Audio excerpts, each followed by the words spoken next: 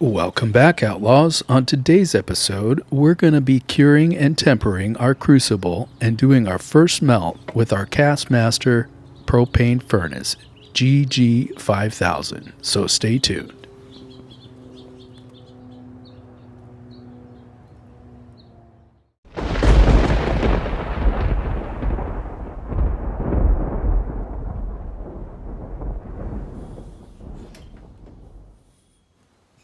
This is one of two important steps that I'm going to do to prolong the life of my crucible. I'm going to start by putting the crucible in a cold oven and letting it warm up to 250 for about 2 hours. 2 hours later.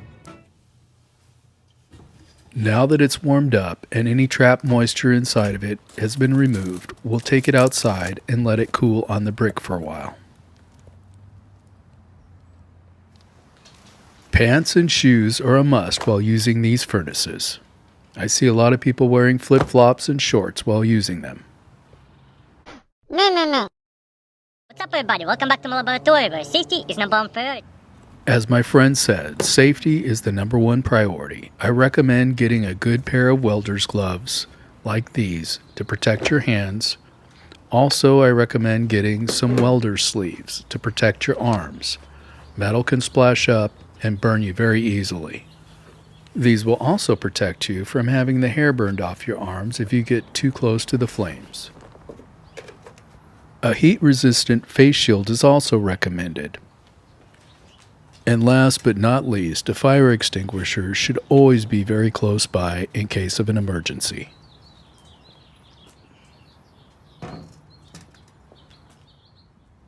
Now we're ready to start the process of curing our crucible. We're going to be using borax to do this. There are two schools of thought on using borax to cure your crucible. On the Castmaster's website, it mentions borax as an option. Some claim that borax should never be applied to any crucible since it destroys the crucible and its crucible factory coating. As far as I know, this crucible doesn't have a factory coating.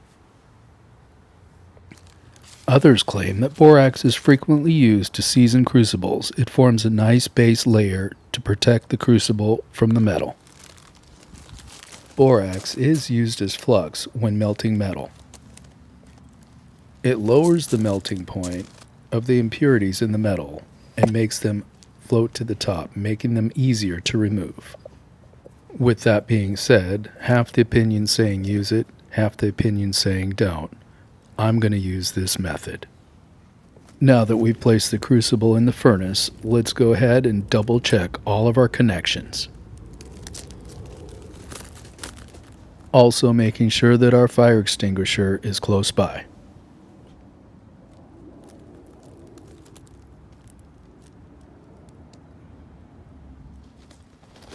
Now let's get this baby lit. First, we're going to open the valve on the propane tank, and then slowly open the regulator to about halfway before we go over and light the furnace. This is my first time using this furnace, so it's a learning curve.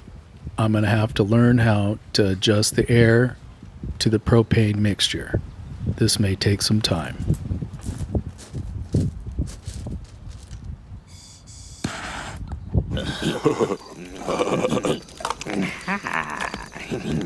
Fire.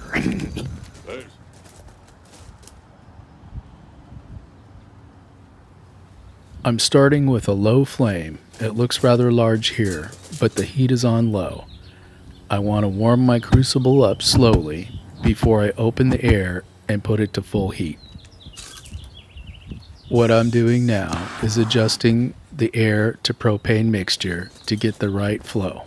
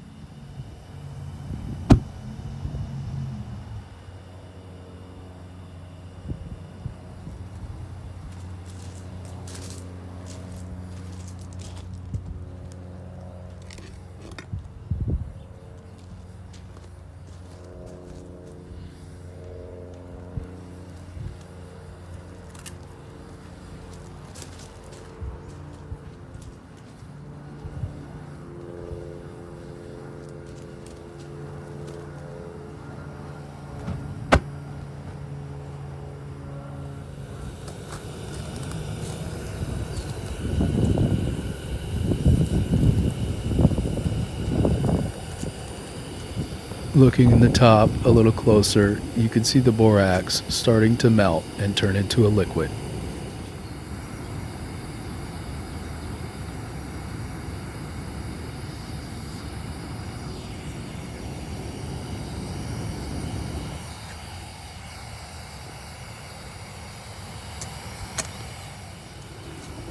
I'm going to give it a quick stir with a piece of rebar, just to move it around and make it easier to melt.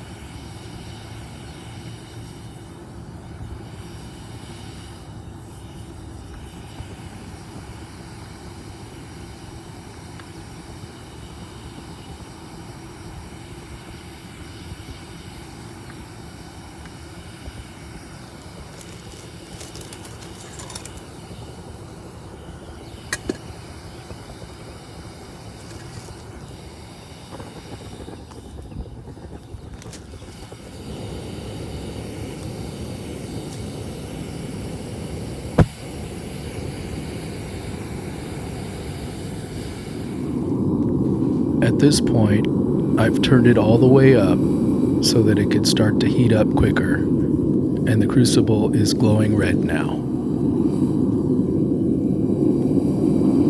The borax is now liquefied, and we're ready to turn the gas off and pull the crucible out.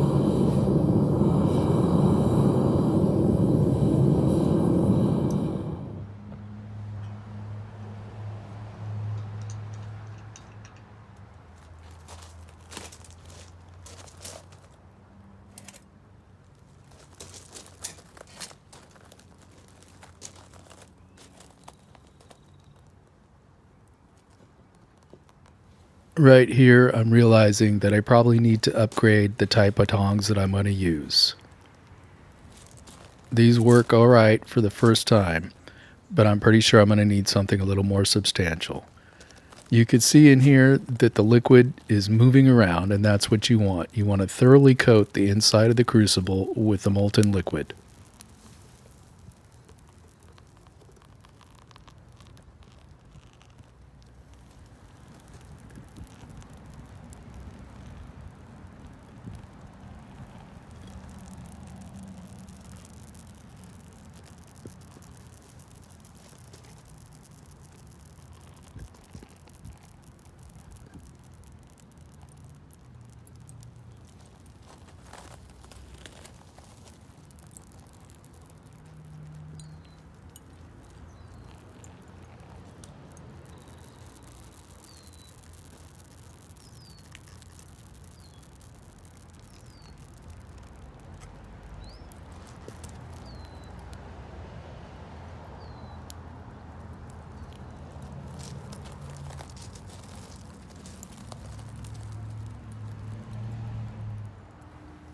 What I'm going to do now is place the crucible back in the furnace and let it sit for 24 hours overnight so that it can cool down gradually.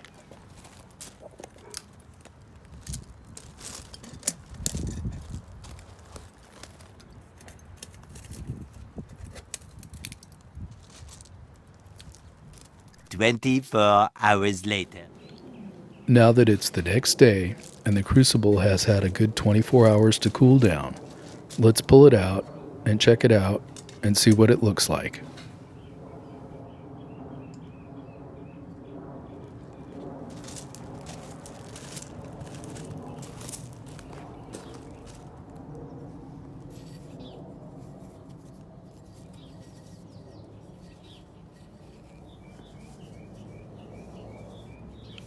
So far, so good. It's got a nice even coating on the inside, and I don't see any cracks anywhere.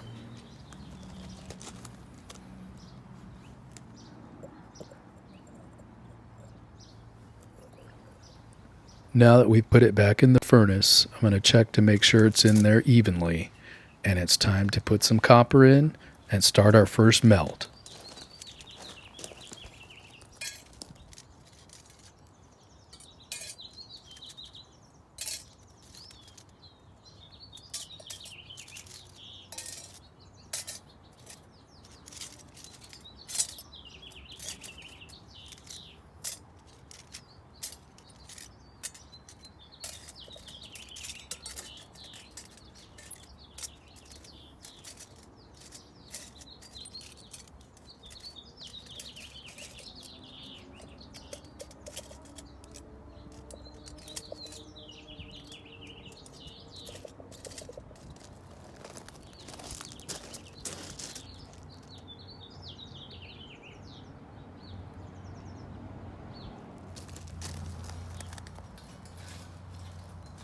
We'll be repeating the same steps for the lighting procedure. We're going to start off with a low temperature and work our way up slowly to the highest level. Copper melts at 1984 degrees Fahrenheit. I don't have a high temperature thermometer, so for this first melt, I'm going to have to guess until I can buy a thermometer. Oh man, the building is on fire. I said, no, what?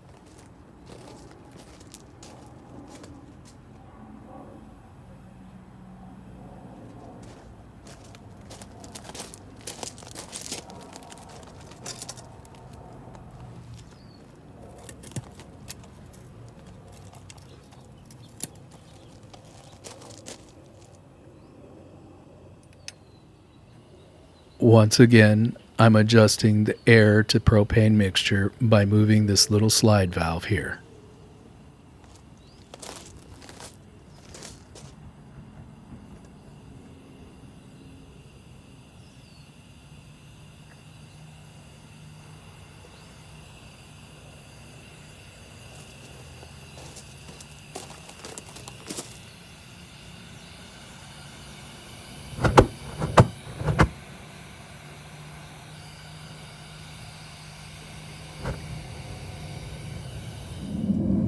Here is a quick shot of some of the graphite molds that I'm going to use to pour the copper once it's melted.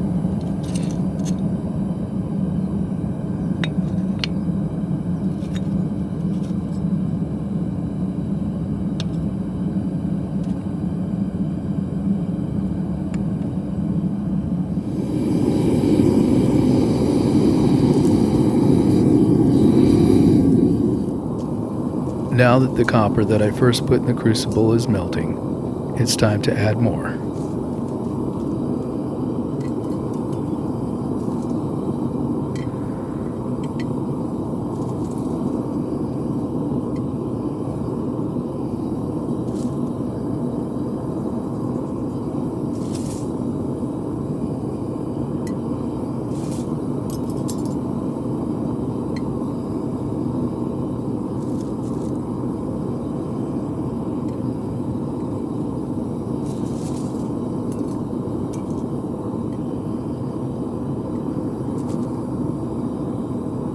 At this point, the copper is melting pretty quickly.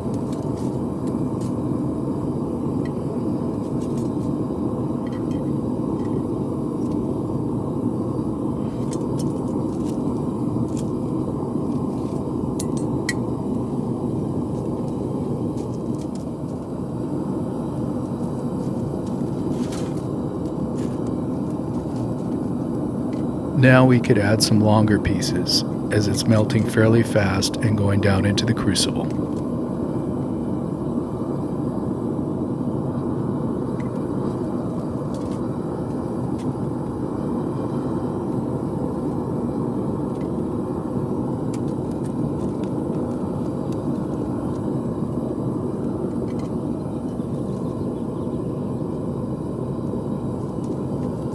If these copper pieces were thicker, they wouldn't be melting as fast.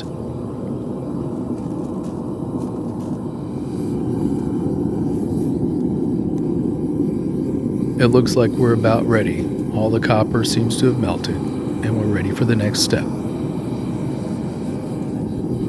At this point, I'm going to go ahead and shut off the gas and turn off the regulator.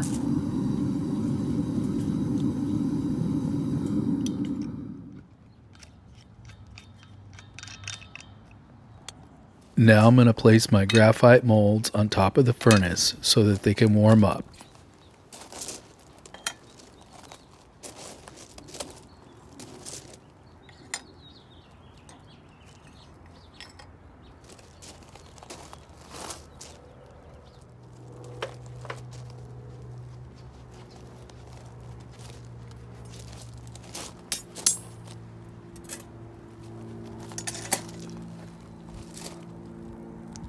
What I'm going to be doing now is removing the dross that is floated to the top of the copper. This isn't the best tool for doing this, but this is all I had laying around that wouldn't melt immediately once I put it in the molten copper. A flat piece of metal would work far better. That's just one more tool that I'm going to add to my list. Dross is unwanted material and impurities that forms on the surface of molten metal. If not removed, it will cause voids and imperfections in your final product.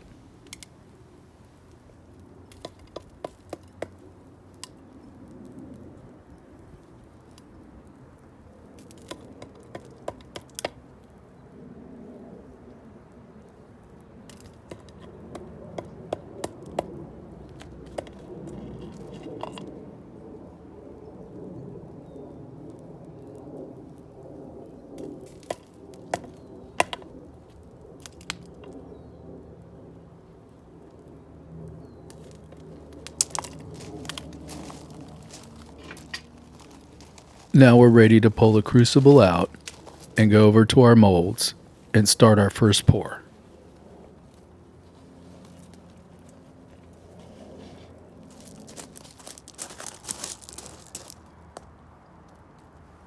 I accidentally moved the camera back so you can't really see the first pour, but hopefully you get the idea and you'll see the second one.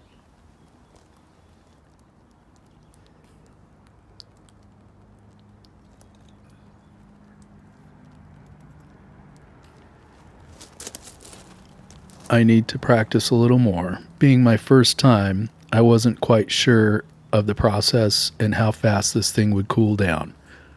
And once again, I definitely need a better pair of tongs.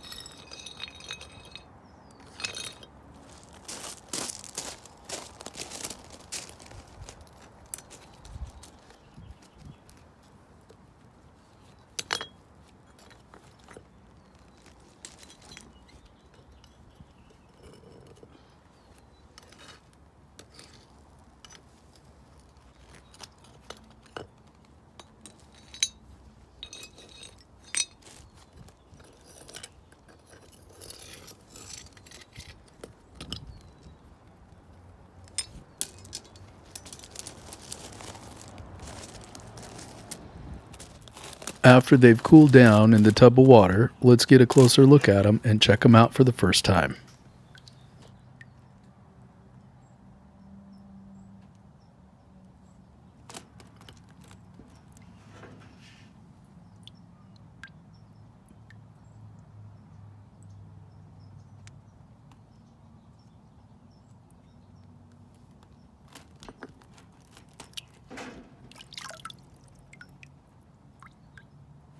I'm impressed with this little furnace, and I think it did great. It performed well and did a good job.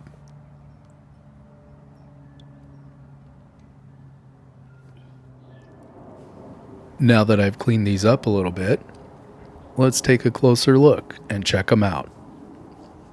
I think they look pretty good. I hope you enjoyed watching this video and you found some of the information useful. And once again, as always, thanks for watching.